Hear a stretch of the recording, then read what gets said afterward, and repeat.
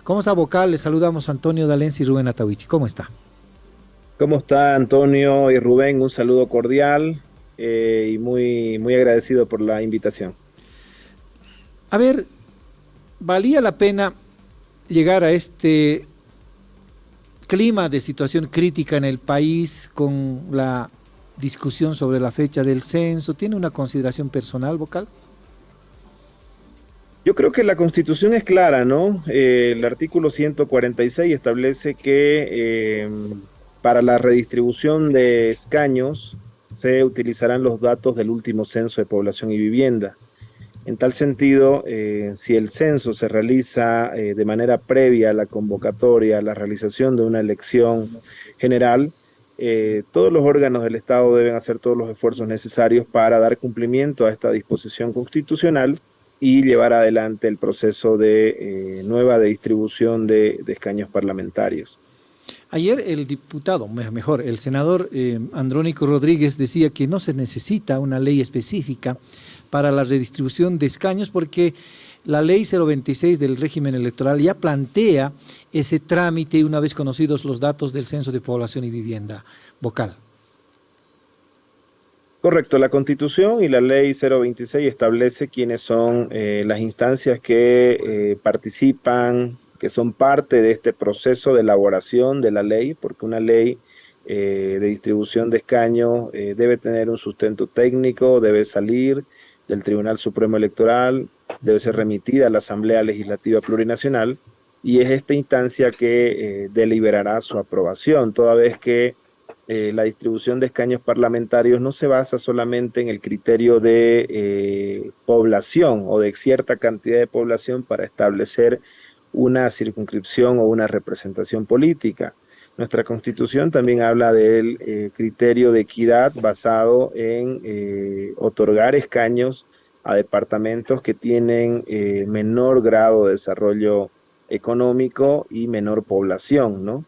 Entonces son dos criterios adicionales que deben ser considerados para la nueva distribución de escaños, ¿no? La distribución de escaños sí debe llevarse adelante con una ley debidamente aprobada y promulgada con carácter previo a la emisión de una convocatoria para un proceso electoral general. Vocal, ¿cómo está? Buen día, Antonio, le saludo, un Muy buenos placer. días. Quería preguntarle entonces, eh, si ya está todo definido, como usted bien dice en la Constitución, ustedes no necesitan una ley para comenzar a aplicar y en cuanto tengan los resultados del censo, comenzar a aplicar una redistribución con base, como usted bien dice, en estos dos criterios que se maneja según la Constitución.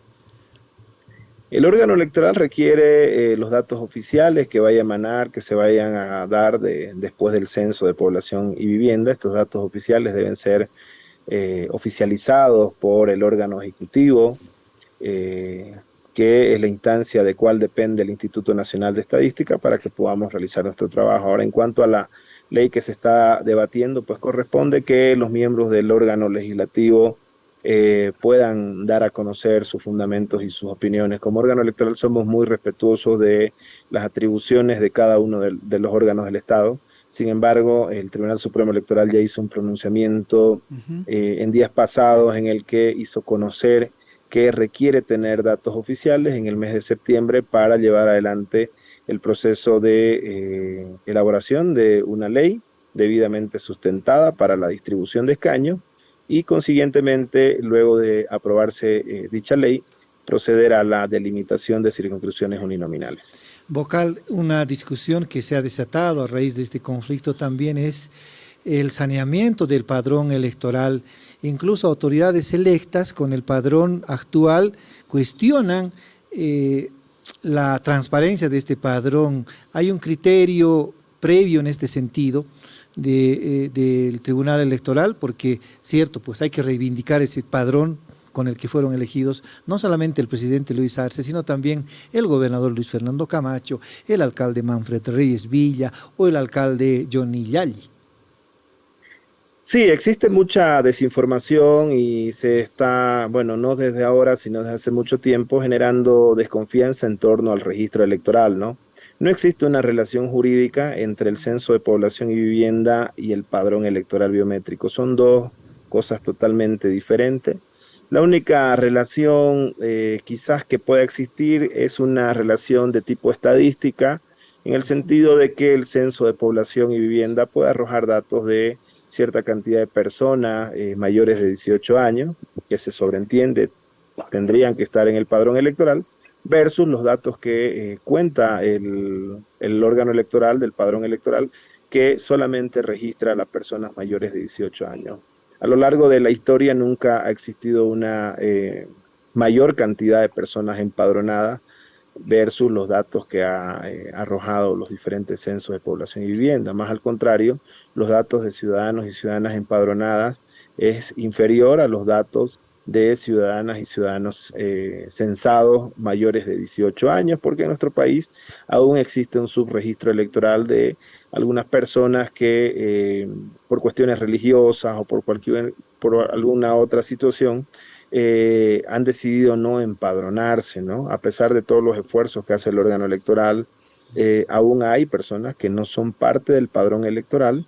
Como lo mencioné anteriormente en otra entrevista, la comunidad menonita en Bolivia se resiste a empadronarse porque, de acuerdo a sus religiones y sus creencias, el empadronarse les obligaría a votar en los procesos electorales, y ellos no realizan ninguna práctica de tipo política, y el ir a votar implicaría asumir una posición o realizar una práctica de tipo política. Este es un sector de la población que es boliviana, porque hay muchos menonitas, una gran mayoría ya nacidos en este territorio nacional, que no son parte del padrón electoral, como también hay personas en situación de calle, hay personas de diferentes comunidades muy alejadas que solamente acceden a ser parte del padrón electoral cuando una brigada del Ceresi, en un empadronamiento masivo antes de un proceso electoral, llega a esa comunidad a empadronarse, ¿no? Entonces no existe una relación jurídica y no ha permitido nunca los datos del censo comprobar o determinar, por ejemplo, que un padrón electoral, que es en este caso el boliviano, un sistema de registro biométrico, sea invalidado, ¿no? Es más una cuestión de desinformación de algunos actores políticos que buscan forzar el tema de la democracia en relación a la deslegitimación del padrón electoral que tenemos, ¿no? Nuestro padrón electoral es altamente confiable. El año 2017 fue sometido a una auditoría integral por parte de la Organización de Estados Americanos, en el que dicha organización concluye que el padrón es confiable para la realización de diferentes procesos electorales, o sea, es un registro electoral altamente confiable. Evidentemente, dicha auditoría ha arrojado una serie de recomendaciones en la que se han estado trabajando, que tienen que ver con tener mayor eficiencia en cuanto a la depuración de fallecidos, llevar adelante mejores procesos de saneamiento. Una de esas recomendaciones tiene que ver con la actualización de la plataforma tecnológica, ¿no? Y eso precisamente es lo que el órgano electoral está llevando adelante. Lastimosamente, la primera convocatoria se ha declarado desierta. Se hará una segunda convocatoria y esperemos pues que en las próximas convocatorias se pueda contar con un servicio que permita modernizar, que permita actualizar la plataforma biométrica, que es una de las recomendaciones que ha dado la OEA en su auditoría del padrón electoral que se realizó el año 2017. Vocal, otra de las observaciones que vienen de estos actores políticos, no de todos, pero sí de algunos, es que esta diferenciación que se estaría haciendo entre campo-ciudad. Votos de campo y ciudad. Votos de campo y ciudad. ¿Existe esto? ¿Hay esa posibilidad? ¿Cómo lo explica usted? Nuestro sistema electoral es mixto, ¿no? No todos los diputados que se eligen en circunscripciones uninominales. De hecho, la mitad de los diputados se eligen bajo el sistema proporcional en una circunscripción departamental. Por ejemplo, 60 de los 130 diputados se eligen en circunscripción departamental bajo el sistema proporcional. O sea, el partido que gana en el departamento, la organización política que gana el departamento, bajo el sistema proporcional, gana mayor cantidad de diputados plurinominales. Otra cierta cantidad, que son 63 diputados, se eligen por mayoría de votos en la circunscripción, ¿no? Entonces, una circunscripción está conformada por ciudadanos que habitan en un determinado territorio. En algunos casos, una circunscripción o varias circunscripciones son parte de una ciudad, especialmente las ciudades capitales. Y en otros casos, una circunscripción tiene varios municipios, ¿no? Que son las circunscripciones rurales.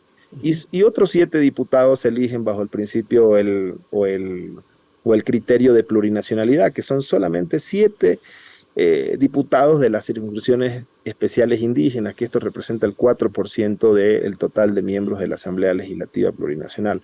Entonces, nuestra representación política no solamente está basada en el criterio de representación por circunscripciones uninominales. Vuelvo a repetir, la mayoría, la mitad de los diputados, o un poquito menos de la mitad, que son de 63-60, se eligen bajo el sistema proporcional. Entonces, una organización política que gane en un departamento, ¿no?, va a ganar más diputados que la otra organización política que hubiera tenido menos votos. Y 63 diputados se eligen en circunscripciones uninominales. Entonces, hay circunscripciones que se diseñan en base a diferentes criterios también. Ese es el segundo trabajo que llevará adelante el órgano electoral una vez que cuente con la ley de distribución de escaños. Y esto tiene que ver con delimitar las circunscripciones. Una circunscripción se delimita en base a una cierta cantidad de habitantes que viven en un territorio, pero también una circunscripción se conforma en base a la continuidad territorial en cuanto a la continuidad geográfica, ¿no? Por ejemplo, para delimitar una circunscripción se tienen que definir o se tienen que aplicar el criterio de continuidad geográfica, afinidad y continuidad territorial. Las circunscripciones uninominales no deben trascender los límites departamentales.